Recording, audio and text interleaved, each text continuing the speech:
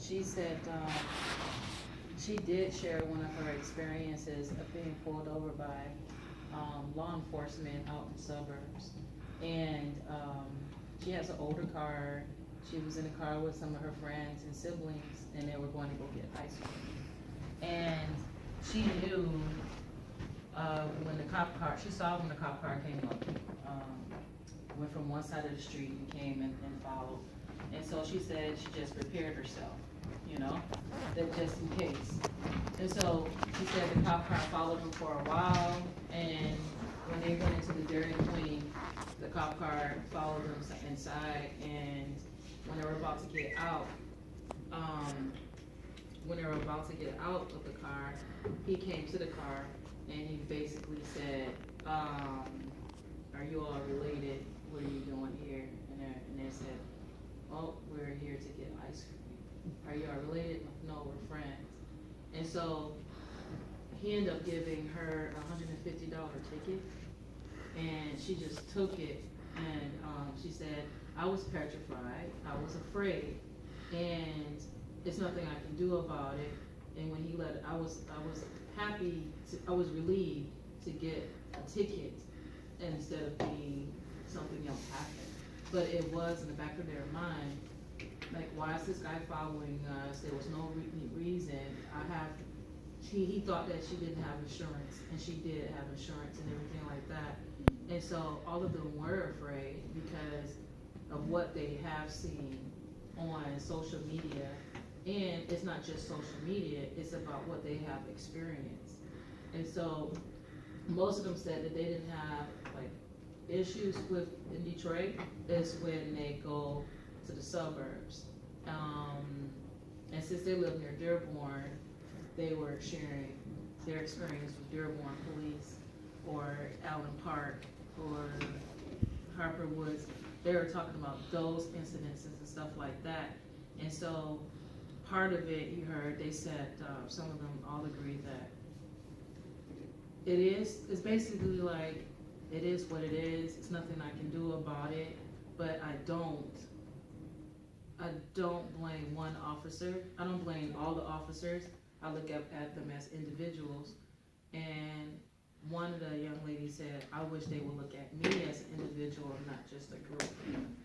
So, as you can see, these conversations they're very insightful, and these are the type of conversations we're hoping to have at the event when you're around the table with the other officers. Because like one of the last questions that I brought up, like, when is the last time that one of the officers had a conversation with one of the young adults? And you heard Tyler was saying, there's a whole bunch of police always at the school, but they don't have a relationship, they don't speak or anything like that.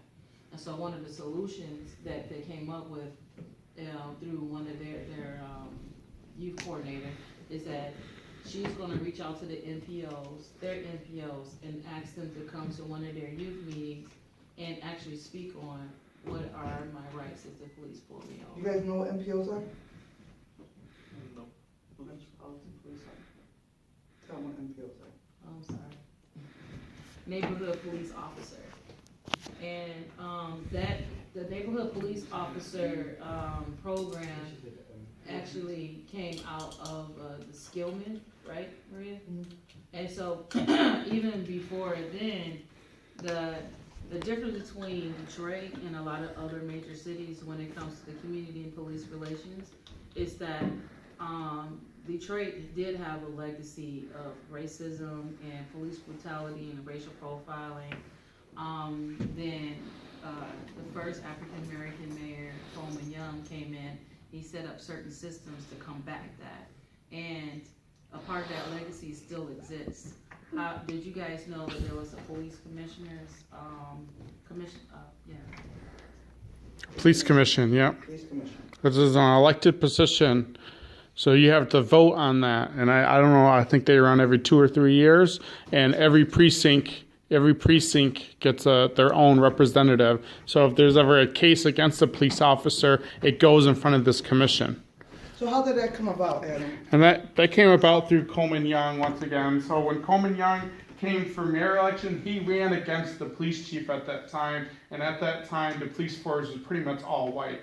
So one of the ways that they tried to combat the racism and stuff is that one, diversifying the police force. So Detroit now leads the country in diversity of its police force. We also have the largest amount of women in our police force out of everyone in the country, if you didn't know that. So I'm not saying that the police force is perfect by no means, I'm not going to vouch for that, but I'm going to say there is a lot of things that we have done, and that's why I know I heard when Black Lives Matters was protested in downtown, there was even people, our members, saying, why are we protesting downtown here? It's when I go to the suburbs I feel scared. This is what I was hearing from people of color, because, we need to be going to Livonia, we need to be going to Grosse Pointe. When I cross over, I don't know what's going to happen. My own police department, I feel pretty comfortable with, but there's been a lot of work been done on that. So as the country looks to battles of how they're doing with police relations, Detroit has really dealt with this for a long time, through the Police Review Commission and diversifying our police force and hiring our own. So. Good. And so through that board is, so say for instance, Ricardo's driving, he get in a situation with the cop, and the cop basically was harassing him or racial profiling him, and are you illegal? There's certain questions that officers know he was supposed to ask. And for real? Yeah, when my dog was sick and he was like he was sick, and so we went to Allen Park, and it was me, my dad, and my sister, and the dog, and they pulled him over, but he hadn't done anything, and then he came in, and the first thing he said was like, "Are you all citizens?" The first thing he asked. Mm-hmm. And so with that's a civil rights infraction, like against your civil rights. And regardless of your documentation, you have a right to report, and you can do that with one of the border commissions. And they are not police officers; they are citizens. And some of them are elected to their positions by district, but some of them are appointed by the mayor as well. And so when I shared that information with the youth yesterday, they were like, "No, I didn't know." And so Yeah, we want to get to really hearing from you guys on some things so you kind of heard the context, you understand what we're trying to do. This is like our first time, but we really believe like if we do this right, that we will be able to get some little bit of funding, with or without funding, like I said, we're gonna do this, to continue these conversations and to build on that. Because as it is right now, we understand that our society is going through a really bad transition of how we perceive our law enforcement. And then also the law enforcement need to be educated a little bit sometimes, in a very sensitive way of how they perceive our kids of color, right? And so, we want to hear from you guys in regards to a couple of things, like for example, you and what happened to you. Yes, you need to know your rights, but you also, at this point in our society, I would want my kid to be careful, because the worst thing I would want is to have a very intelligent young man, that would be my son or my daughter, that would be brown, and challenge an officer at that time. Because we live in a society where I would not tell my son to do that. Because what do you think could happen? What do you think could happen, Carlos? Something bad. Like what? It could start an argument and it could go downhill and Like what could happen? someone could get injured Right. or shot. Right. Vinny, what do you think? Your son, your daughter could eventually, like, depending on how serious the argument gets, could get killed because the cop feels threatened. Right.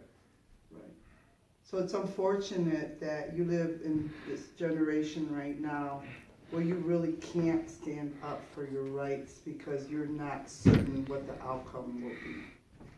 And that is not the way to live. And that's not the way we want your brothers and sisters, little brothers and sisters and cousins to live in a society like that. So we need to change that.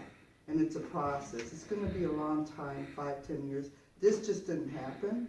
You know what I'm saying? It happened over a period of generations, right? We also have an officer that's a human being that is also has to protect his life. And he's out there protecting us. So how do we get back to that humanistic part, right? So some of the things I think you wanted to ask is what are some ideas or what were some questions? We want to hear from you guys. At this point, has anybody got anything to say about what you heard or what you think? Yeah. It's not so much about what I hear, but what my little brother and sister hear or watch on TV. I think like as you get older, maybe you don't remember exactly what you saw or did, but like certain things leave a mark, and those are things you remember. So like if they're watching TV and they see all the things happening with the cops, they're gonna remember that, and that's gonna like base their opinion on the cops and completely change how they're gonna be growing up and thinking. That's perfect, because what we see on television does influence how we feel, and that's why a lot of people are afraid. He's gonna sit in. A lot of people are afraid of, white folks are afraid of black folks because of what they see on television. Or let's just make it as more, a lot of people are afraid of Detroit, but it's like kind of schizophrenic. They move in here and that's scared. But they say all these bad things, and we live here and we're like, no, it's some things, but it's not what you're saying. Like it's like when Trump was here, he said it was a murder capital of the world. And we're not even the top That's 10. not even true, right? And we're No. not even the top 20. Like Our crime's declining. yeah. Where the rest of the city there's some spiking in crime, but our crime's been declining. Yeah. In the whole city, yeah. And so the other thing is that a lot of like we don't know what DPD is doing or has been doing, especially since Chief Craig has been here. Do you guys have the DPD app on your phone? Did you even know that it existed? And you know that they have a Facebook, Twitter, Snapchat, all of that? They do. And they use it like profusely. They use it a lot. So these are the things that what brings anxiety is not knowing. What creates fear is not understanding. And so if we can turn off social media and television and actually have a conversation, which we'll be having this day, what should that look like? How can we carry on? I don't know, maybe no one in here. We used to have like booby trips, business unit officers and youth, and we've gone bowling. We've went to the water park. We've done a lot. That was last year, 2015. We haven't done anything this year at all because of the change. And so that really helped. Our last youth council, they have a really strong relationship with law enforcement, especially during the time of the riots in Baltimore and Ferguson. And I remember Officer Denmark and Ruiz was sitting right where Maria is, and the kids came in and they're like, "Hey, how you doing? What do you think is going on? Why?" So they started asking the police questions about whether they feel is right or wrong in that situation of why those people got murdered. And it was a very serious, sensitive conversation, but they were able to have it because they already had a relationship to feel comfortable with one another.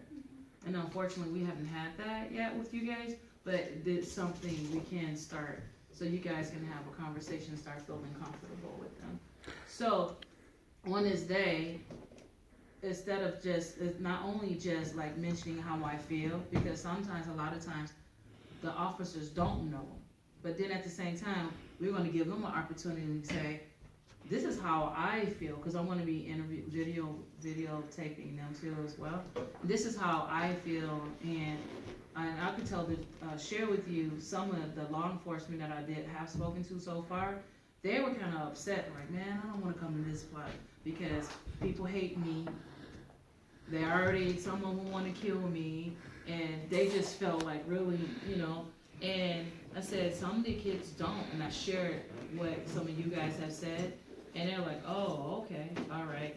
And then they felt like, I do my job, I do go out there, like, Lieutenant Styles that was murdered, who died laid to rest last Friday, he did so protecting someone else, a young adult, you know, like, and he was a very good cop, you know, but we wouldn't know those things. So what are some questions that you would like to ask them?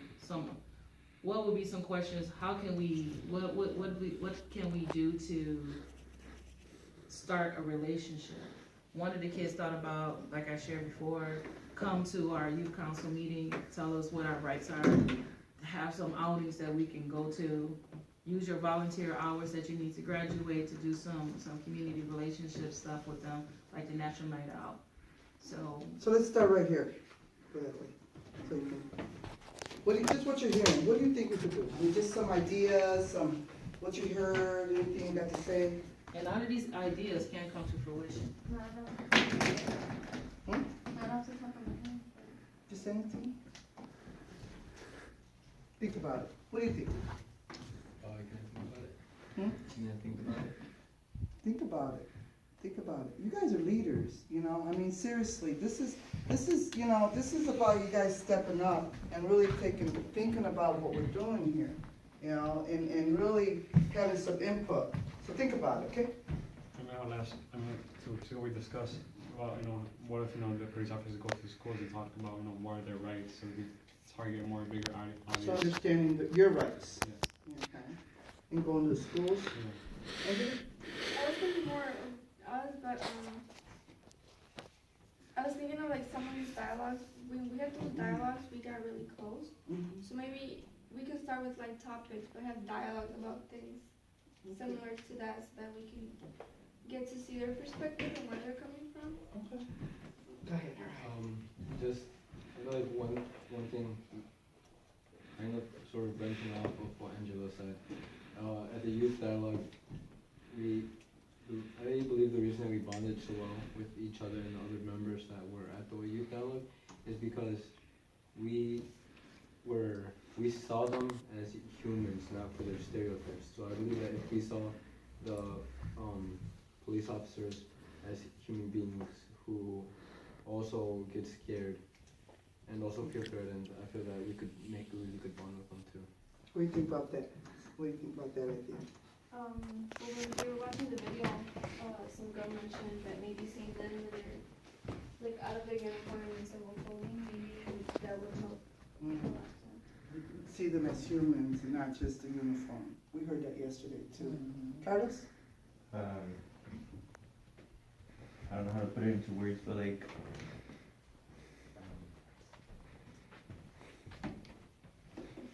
learning how to like live around them without thinking that they're there to endanger us. Like instead of thinking that something bad's gonna happen, think of how they're protecting us, and like just get people to change their thoughts. Like get them to see the police officer as something good instead of something negative. Right. Well, like you said, police officers aren't only just officers, they're also citizens and part of the community too. Like, even when they're not wearing the uniform, they can just be like any ordinary citizen, and I don't know, like, what if he goes to like a different community, no one else knows him, and he gets stopped by the police, how do they know that he's like an officer too, I mean, it can happen to anyone, that's kind of what I'm saying, Like maybe do a role play? Yeah. Like see how they would feel? Yeah, if they like were- our shoes, I guess, or Yeah. like instead of them being the officer, it's kind of like Like a role so play happy. where they would be in your position Mhm. as a regular citizen of color, Yeah. right? A young man of color, and doing like a role play. That's I haven't heard that one. That's a good one. Yeah? To go off of that, that was a really good idea. You could have a role play, but then when the police officer is, just a regular Joe on the street, they can show how, like, maybe like the best way to interact with the police officer just to make sure everything goes smoothly. Mm. So, Kind of, yeah, go ahead. right, because some people feel nervous, some people feel threatened, some people feel, you can get a lot of emotions when somebody is interacting with the police officers, and if a police officer is telling you and giving you ideas of how to interact towards other police officers, I think that'll help out too. I think that's really good because the role play idea did come up yesterday. As something, but it was one of you guys said it that triggered it was speaking to Officer LeBron. He did share with me an incident when he was doing something and he was in the suburbs and he got pulled over. He was in Dearborn. He got pulled over by Dearborn police, and he has a nice car, you know, and the guy pulled him over and he did hassle him. And so when he went to ask for his ID, when he flipped his wallet, he still had his badge and all that. Oh, you a cop, huh? So you think you can come to my city and just break the rules and blah, blah, blah. But I think it would be really cool to ask some of the officers, what's your experience? You know? Maybe even meeting their family members and seeing maybe how they feel if they're ever scared. So actually tapping into their families so that to bring it, explain a little bit, right? I know my cousin's a cop, and before he became a cop, all of my family was freaking out about it, and everyone was scared. But then he explained to all of us, he gathered all of us, and he explained to us that he's not doing it because it's just a crazy idea, but because he wants to protect and serve, like he's supposed to do. So maybe seeing their family's perspective. Okay. Yeah, I hear what you're saying. So police officers are human beings. They could be your dads or your aunts or your uncles. And so we bring it back to the human sense. And that's what, if everything goes good through these conversations, I would love to lead those in the year or two, that's what we start seeing each other as human beings. Where the officers see our young people of color as human beings, and that the young people of color see those officers as human beings. You know, and I think we need to get back to that basics and fundamentals of that. And so that's kind of what you're saying in a sense. Okay, we have a guest, and so we're having a conversation. We're gonna have a big youth summit, October 15th, we'd like to invite you. And as a young man of color, we'd love to hear your perspective. The conversation, I think you've heard a little bit, and we're just having tabletop conversations. The youth summit will consist of department heads of law enforcement. Barbara McQuaid will be the guest speaker. But we'll have very seasoned youth, like ours, that are youth councils, that will be interacting, and there'll be some activities and stuff like that. So just kind of introduce yourself. My name's Tori Thomas. I'm the Outreach and Communications Director for Sur Metro Detroit. I know a couple of you guys in here. Yep, how you doing, man? All right. As a black male, I've grown up in I've actually lived in a couple different cities across the country. So I've had an opportunity to deal with police and, on different levels in different cities. Because one thing I must say about Detroit, especially in our neighborhood in Southwest Detroit, we are blessed to have an interesting mix of police officers. So like most of our police force looks like us. So at that point, it becomes not a racial thing, this is just a power thing now, right? And I grew up back in the day when we were the murder capital. And I've dealt with that. I've been stuffed in the trunk of police cars Like, I've been made to run home in front of a police car, like all types of crazy stuff. And one thing I think that the city did well, when they started to change things, is having police officers that are from the city, that have grown up. Like, it's important that, you know, like you guys, when you decide what you want to do with your life, you want to go on to be a federal officer, a U.S. Marshal, a police officer, detective, whatever you want to be. Remember these days, when you were a kid, when you were just a kid in the streets, and you have to deal and interact with the police. I think what you said was really powerful. I mean, to bring it home to a police officer is something like huge, because that's their biggest thing. They want to go home at the end of the night, right? So to bring that home to them and let them see from a different perspective, like, yeah, you get out in the streets, you lose that. It's just like me at work. I may be at home and I may lose it. I may be desensitized to certain issues because of my job, because of what I see every day. You know, I got people who come in who sincerely need help, but then you have people who come in who just running through the system. So you get desensitized to that, and when you see somebody at home, it may put you in a situation where you're like, oh, well, I need this, I need that, and in your mind, you're like, here we go again, you know?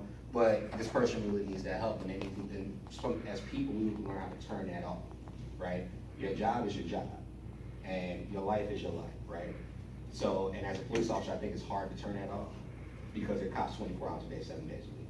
If you're out in the street and they're grocery shopping and somebody robs you at the grocery store and they're coming out the grocery store, 9 times out of 10, that cop's gonna pull his gun out and he's gonna be a cop right there, whether he's with his wife or his kids.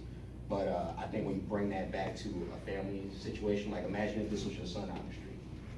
How would you feel if that was your son that got shot because his car got broke down in the middle of the freeway and an officer shot him? How did you feel when you got pulled over in Dearborn and they harassed you and you're a cop and you pull out your badge? What does that feel like? And I think another big thing is police officers, not so much, well, of course in our city for sure, but suburb police officers. Because they got this thing, it seems like every student I deal with, and I mean, I hate to use the word at risk or high risk youth, but that's what they say, you know. I call it opportunity youth, because given the opportunity, I'm sure you do something a lot different. But we have a tendency, most of my students that I deal with, that I go to court for or something like that, it's always something that happened in the suburbs. And it's always like the most outrageous story you could ever hear a police officer doing to a kid out in the suburbs. And your first question is, what are you doing out there? But then you have to pull back and say, why not be out there? You can go where you want to go. It's a free country. You're supposed to explore. You're supposed to go out and see things and do things. Had it been not for youth programs like this, when I was a kid, I wouldn't have went to college in Arizona. I wouldn't have done any of that stuff like that because I wouldn't have wanted to leave. But because they took me out, and took me horseback riding, took me to Ohio, it took me to Chicago, it took me all these different places, it made me curious, made me want to learn more, made me want to get out more, made me want to take more risks. That, not risk in the sense of harming myself, but risk in the sense of educating myself, learning something or doing something new. And a lot of those people in those programs were police officers, you know, but they were from my community, they were from our neighborhoods. And when you get guys that come from outside the neighborhood and stuff like that, then that's when you get a lot of your problems at. As far as, I think that I was talking to a friend of mine on the phone. He's a producer for Fox. And we had a conversation, and I was like, man, you know, to break everything down and to just show people like what we are, you know, like they should just do a commercial where it's just like a bunch of men of color, Hispanic, African American, Muslim, you know, all different guys, and just like everybody just tell us what you do. You know, I'm a firefighter, I'm a school teacher, you know, I do this, I do that, I do this, I do that, and then the last person say I'm a police officer. But you're a human being first, right? So we all go through our trials and tribulations, but don't forget that you're a human being, and don't hold that against somebody that they're human and that they make mistakes. Of course, you want people to abide by the law and you have to do a good job, but there's a certain level of, I don't know what to say, like too much doing your job, right? When you take it to that next level and you just like the guy, oh, you a cop, then you come to my city and I'm riding through the city, man. Like, calm down. It's not that big of a deal. Now you went from a cop to like this superhero nobody needs, you know? So, I mean, I think that's important. I think the conversations that you guys get, the opportunities that you get to sit down and talk to police officers and get to know them and know their routines. Know what happens when you get stopped. If you get pulled over in a car and you don't have a license, I mean, know how to react to that police officer. And one of the things that I think is horrible is that a lot of our youth take things literally instead of, you know, just figuratively. And when I say that in the sense that, for example, when you get when police brutality happens in a city and they march, right? Back in the day when they used to march with the end game, right? When they stopped riding buses, that's because it was hurting the economy. It was hurting that economy. They stopped riding buses. You won't let us sit in the front of the bus? We're not gonna ride your buses. We'll carpool. And when they start looking at those numbers, they're like, wait a minute, we're not making no money. Okay, let them sit where they wanna sit. Now they can ride the bus. Okay, now we got an end game. But when we're moving around and we marching and we doing stuff and we have no end game and we just stirring things up, now you got those youth who take things literally. Oh, a cop just pulled. Why you pulling me over? You messing with me because I'm black. Whoa, calm down. Stop.